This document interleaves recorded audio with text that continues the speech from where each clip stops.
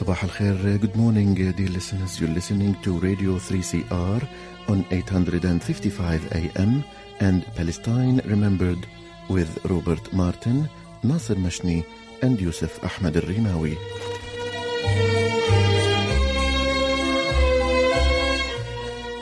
Palestine Remembered is Australia's only English-language radio program that is totally dedicated to Palestine. We'd like to welcome those listening on 855 and those that will join us on podcast at 3cr.org.au.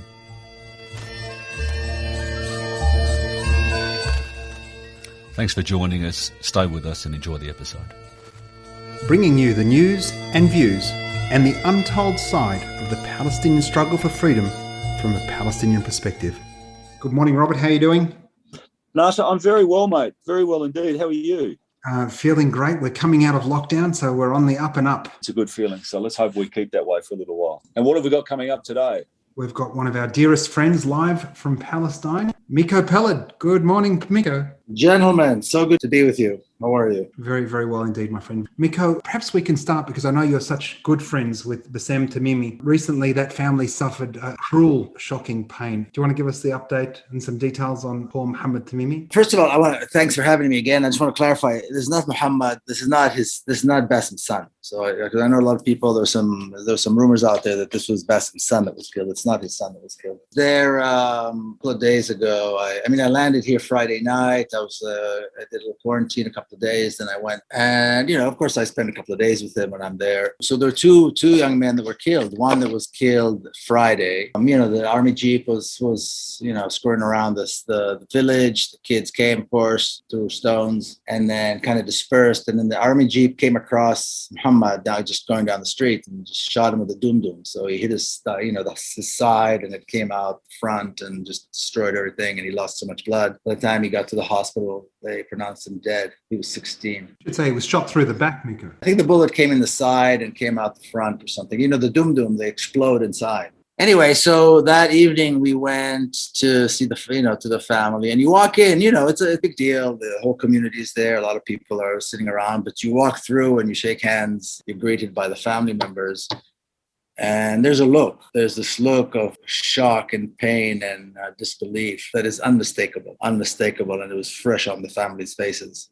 And you just choked. You don't know what to say. You say, Allah yarhamu and all this, but you just don't know what to say. You're choked, and then you sit there and for a while, and there's really no words to describe how horrible this is. And then after that, we drove to another village, a slightly larger village, where another boy, Yusuf, was killed. He was shot about a month ago, and he finally succumbed. And he was also 16. You know what these kids are like. They're sweet, they're good looking, they're promising, they're these just like really nice kids. And the same thing, you walk in, everybody's sitting in this big room, and you shake hands, and as soon as you see the face, you see the family, you see that face again. It's horrifying, And then we drove back. We sat in Bassem's house for a while and talked, and then yesterday, we went to see Iyad, our friend Iyad Burnat. His two boys have been detained and tortured for over 50 days. And the one boy, Abdul Khalik, was released. The other boy was transferred from the Muscovia to Ofer prison. And I want to say something about what the Muscovia is. I don't think a lot of people know. It's called Muscovia for Moscow because there's a part of Jerusalem, it's called the Russian compound. There's a big Russian cathedral. I'm talking about West Jerusalem. There's a big Russian cathedral there right off of Jaffa Street. Years and years ago, I guess it belongs to the Russian church, and the Russian church, I guess, leased it to the Israeli police and the courts. That's where the prison is. There's a big prison there. There's a court there. And there's this whole underground dungeon of torture chambers and prison.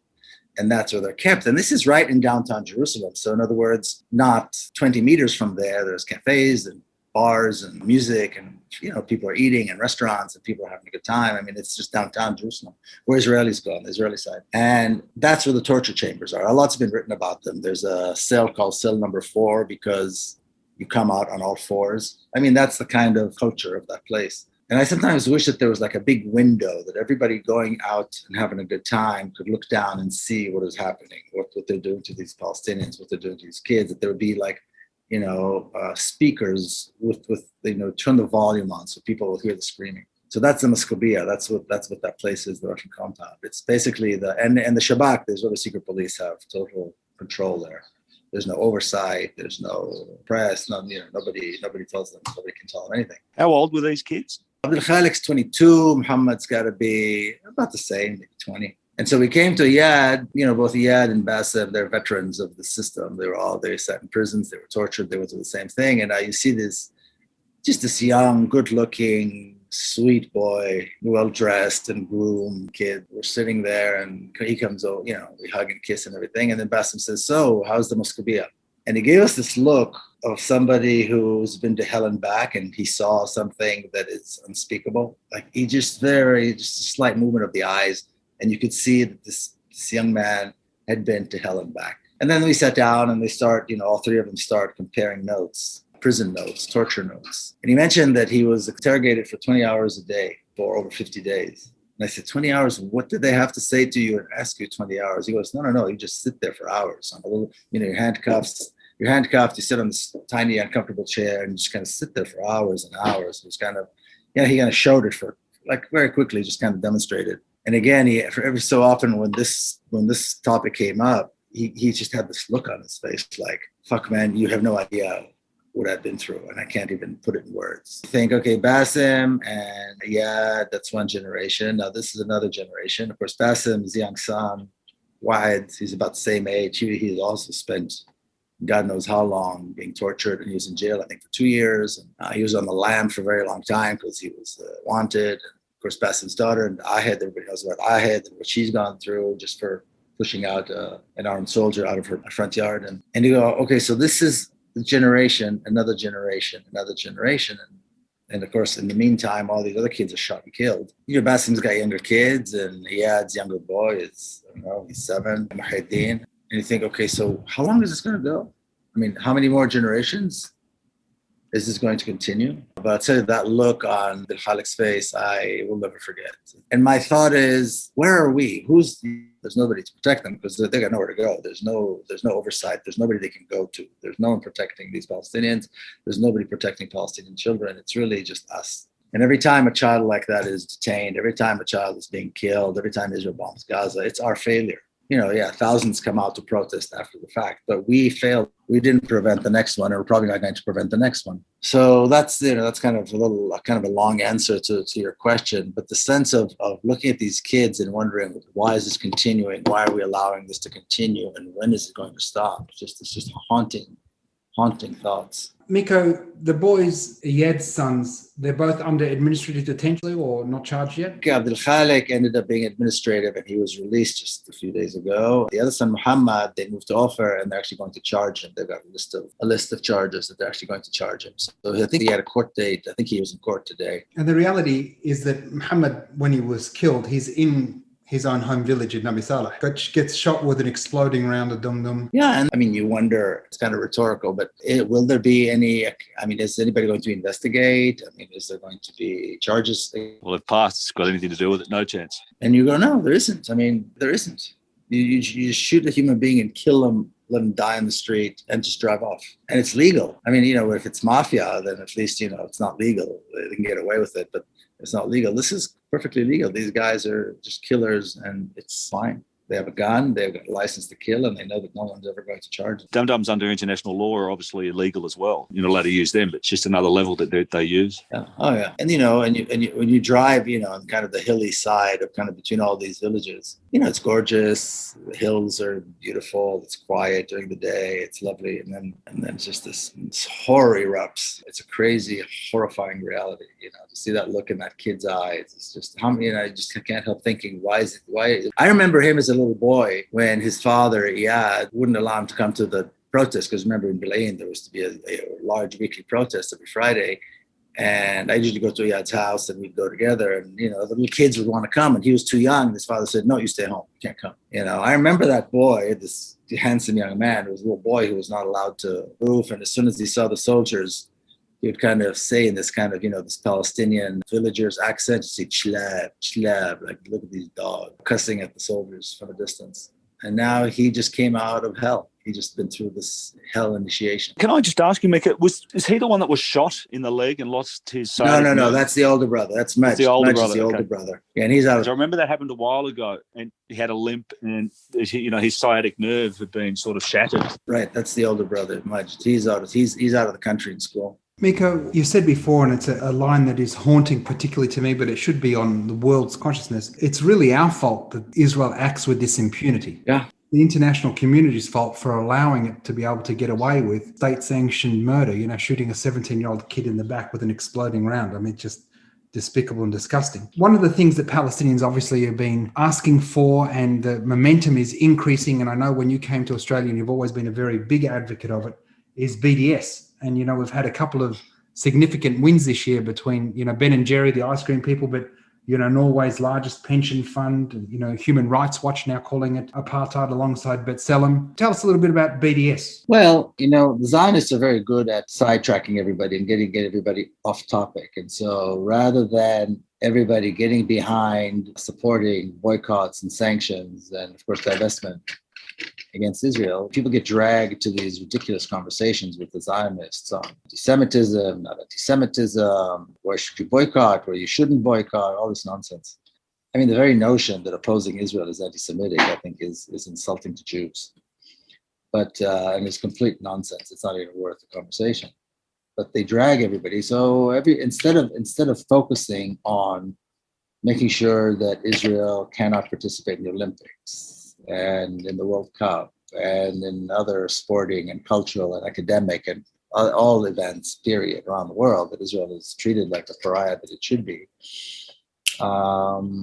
People are wasting time talking about this other nonsense. And until Israeli society has to pay a heavy price, and that is a heavy price. I mean, for a country like Israel not to be allowed to participate, to be completely boycotted, to have sanctions imposed on it, to have no-fly zone, over Gaza. The things that were already done in other places, but somehow they find Israel exempt for some reason. Until this happens, there's going to be more and more generations of Palestinians killed, and there's nobody else. In other words, if we don't do this, if we don't demand this, if we don't prevent the next round of killing in Gaza, if we don't protect these young 16, 17, 20-year-old Palestinian kids, and even younger, actually, nobody will. Nobody will. There's nobody else. People, and when I say we, I mean, people of conscience everywhere.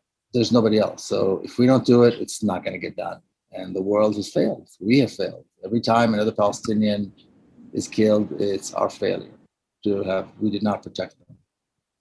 And they talk about, when the world needs to step in, when there's genocide, the world needs to step in, when there's crimes against humanity, the world needs to step in, and so on and so forth. Well, what are they waiting for? What more needs to happen before the world steps in? And nobody can do it but us. In other words, it's got to be us forcing our elected governments. It's forcing our elected officials to do something. There's no problem sanctioning and boycotting Cuba. I mean, arguably in a pandemic, denying aid, etc., to Cuba is a war crime. The UN just voted again. What was it? There was only 2 countries in favor of the continuing blockade of Cuba, the United States and Israel, and 184 against.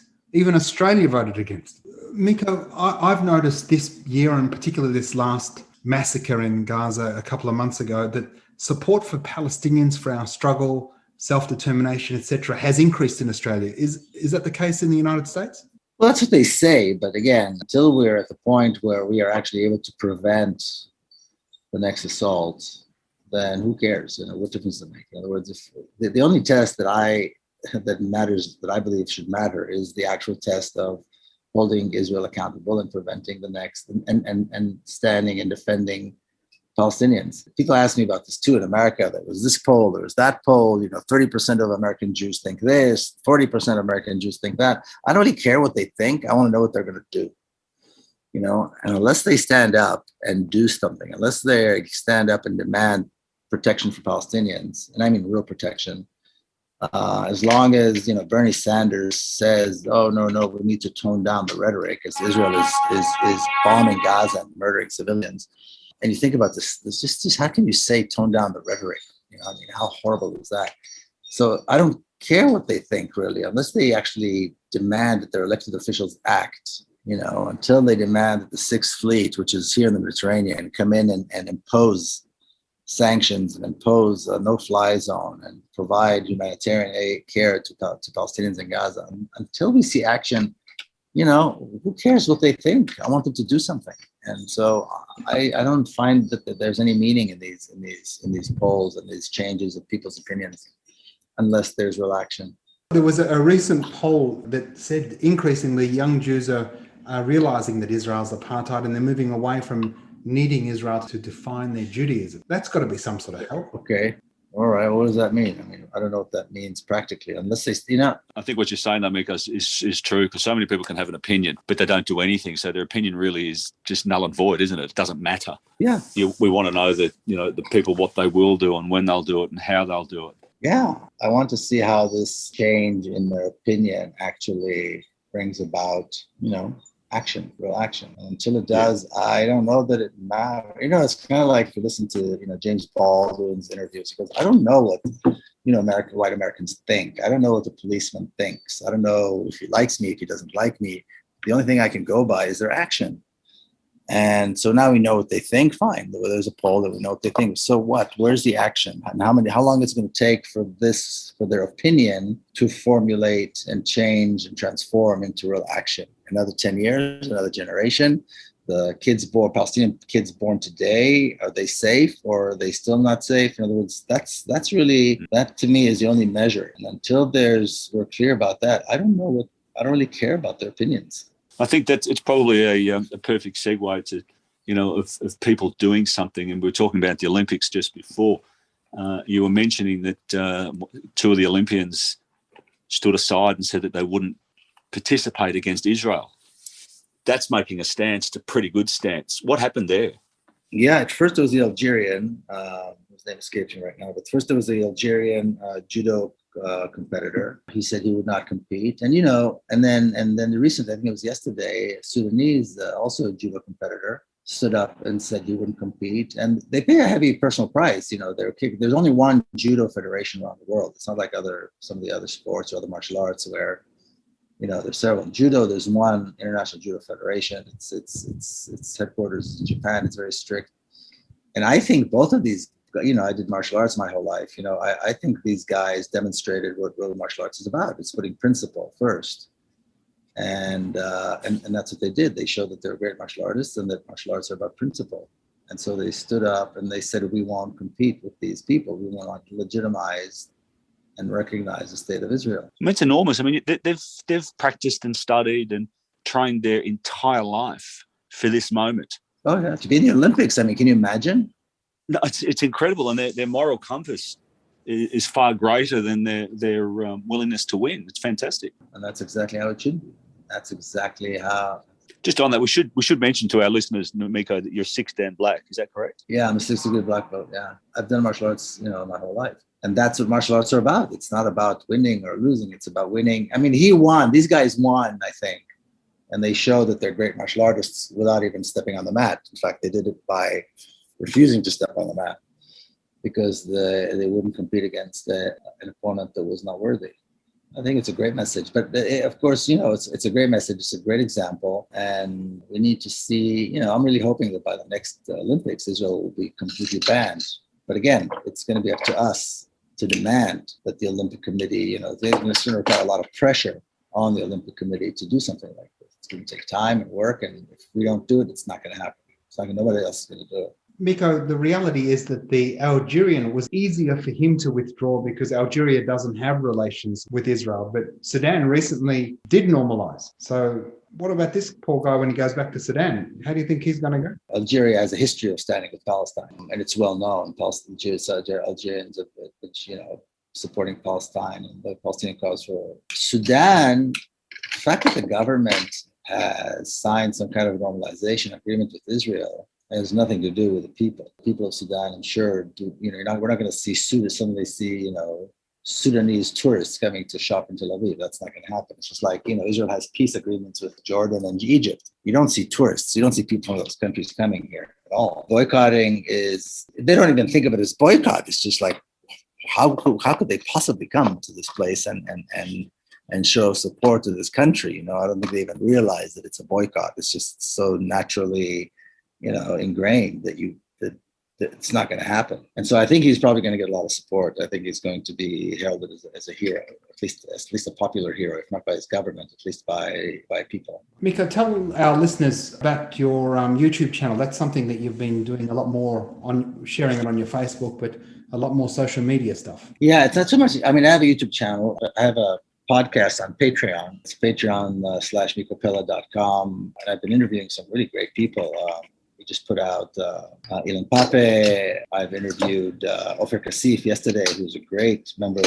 It's probably the most radical Israeli to ever serve in the Israeli Knesset. I'll be dropping that soon. I'm on TikTok. I've been posting videos on TikTok for my last trip and this trip quite a lot, and there's quite a lot of views, so people can go check out. I mean, I'm on all social media. I'm everywhere. But yeah, probably the most comprehensive stuff that I have is the podcast. That's, there's an audio version, there's a video version if people want to see the whole thing. I've had Muhammad Bakri, the actor. I've had Saleh Bakri, and I don't know if people know, this movie that almost won the Academy Award, The Present. They won the BAFTA Award, a short 24-minute, brilliant Palestinian movie. I spoke to Farah Nabulsi, who wrote the script and directed it. So I mean, I've been really lucky. I've been able to interview some really good people. So they can go and check all that stuff out. MikoPeled.com. It's all out. Anybody go there? Because I know you've got a lot of articles. There's tons of stuff as well, which people can read. So yeah, MikoPeled.com. We'll put some hyperlinks in the podcast, Miko, so our listeners can follow. You're in Palestine at the moment. You're visiting family and friends.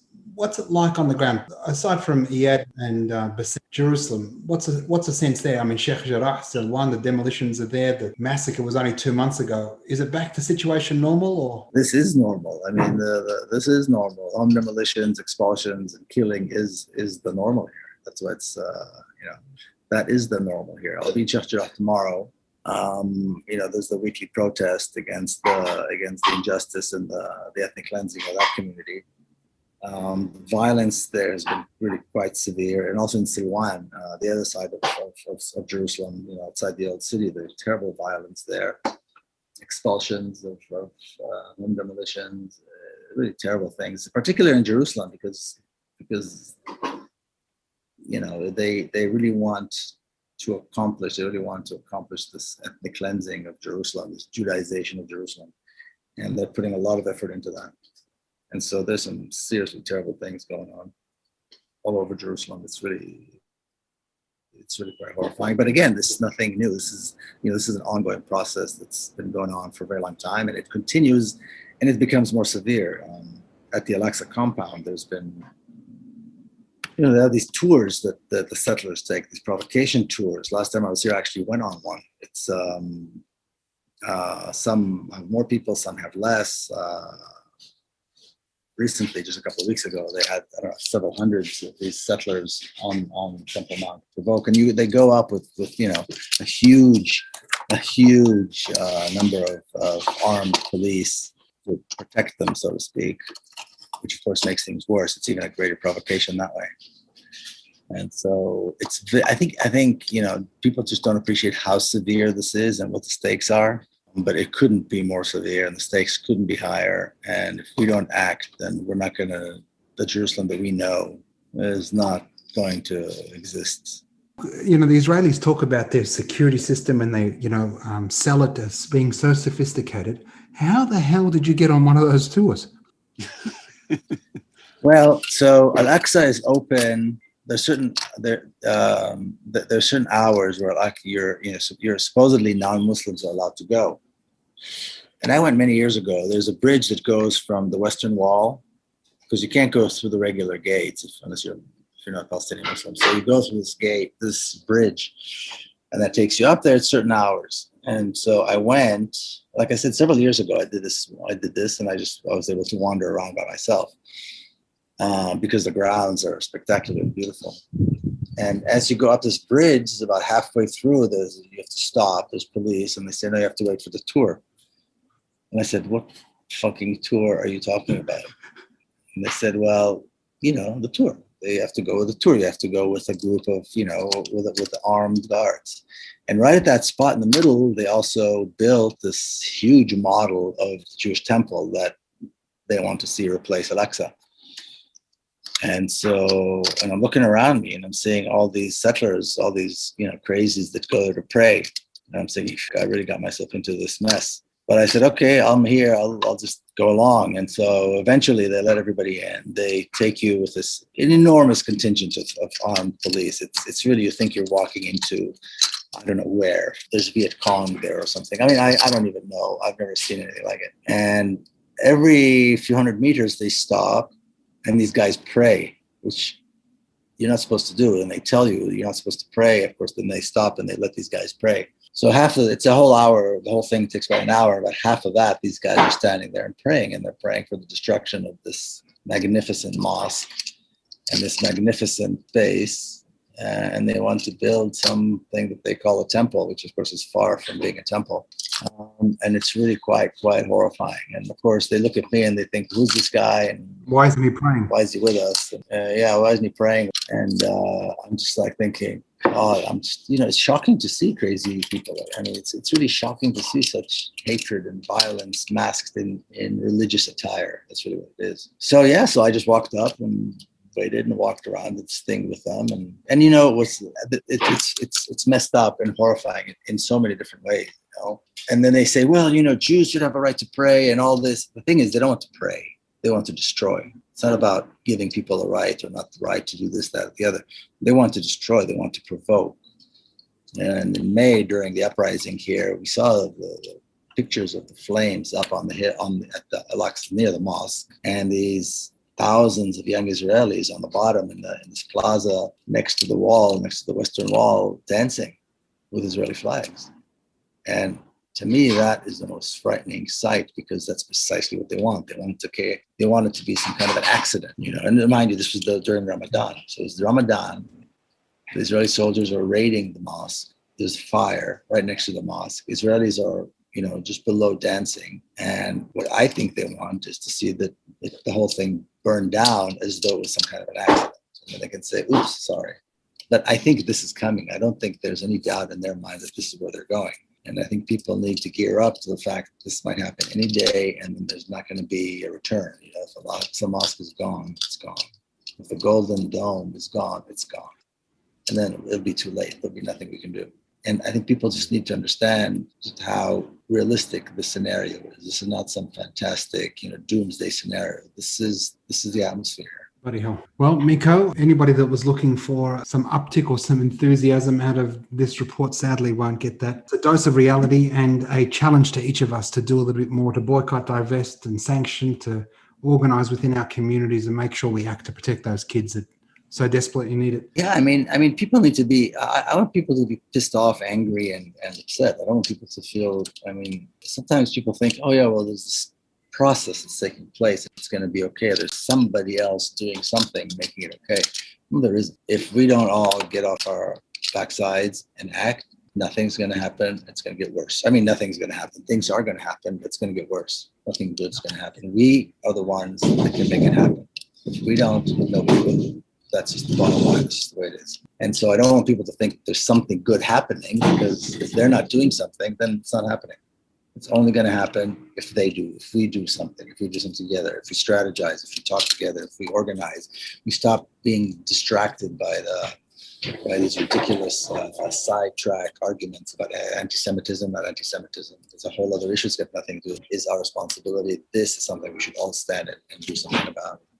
Fantastic. Thanks, Miko. Appreciate your time today. Stay safe, and we'll speak to you soon, brother. All right, buddies. Thank you, guys. Appreciate it. That was Miko Peled. Do yourselves a favor, go to mikopeled.com, mikopeled.com, mikopeled.com, to check out all of Miko's work. You can see his webinars, his articles. There's details on how to buy his books. If you haven't had a chance to read it, you should buy this book in particular, The General's Son, Journey of an Israeli in Palestine. He's also got another book, which is just the saddest book to read, The Story of the Holy Land Foundation 5. It's called Injustice, and it speaks about some Palestinians that were raising money in the United States and have been sentenced to the most horrific sentences, just absolutely outlandish betrayal of justice in the United States. Thanks for listening to Palestine Remembered. Remember, tell your friends, share the podcasts, and remember, there's never been a better time for a free Palestine.